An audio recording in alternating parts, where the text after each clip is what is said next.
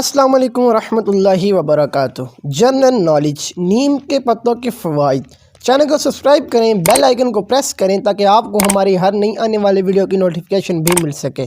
नीम चेहरे के दाग धब्बे और दानों को ख़त्म करने में बहुत मदद देता है। नीम के चंद खुश्क पत्तों को पीस कर सफ़ूफ की शक्ल दे दें, फिर इसमें पानी मिलाकर अपने चेहरे पर लगाएं और चंद मिनट के बाद ठंडे पानी से धो लें। यह हर किस्म के कील मुहासों के लिए फ़ायदेमंद होता है। 1 लीटर पानी में नीम के मुट्ठी भर पत्ते डालकर उबाल लें।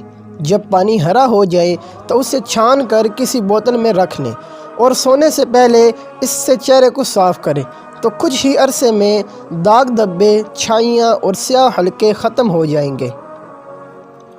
बाज़ार में नीम का तेल भी दस्तयाब होता है। उसे रोज़ाना रात को अपने चेहरे पर लगाएं और सुबह ठंडे पानी से मुंह धो लें तो जल्द ही इसके मुस्बत नताइज देखेंगे। अगर नाखूनों में फिंग इन्फेक्शन हो तो चंद कतरे नीम के तेल से नाखूनों की मालिश करें, इससे इन्फेक्शन ख़त्म हो जाएगा।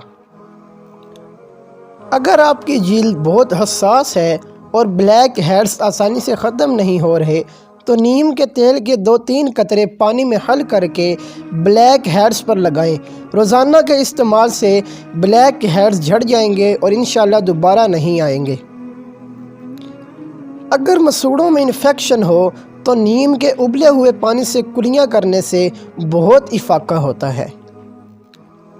अगर आपके बाल बहुत ज़्यादा झड़ते हों और खुश्की भी हो तो शैम्पू करने के बाद नीम का उबला हुआ पानी आखिर में बालों में डाल लें।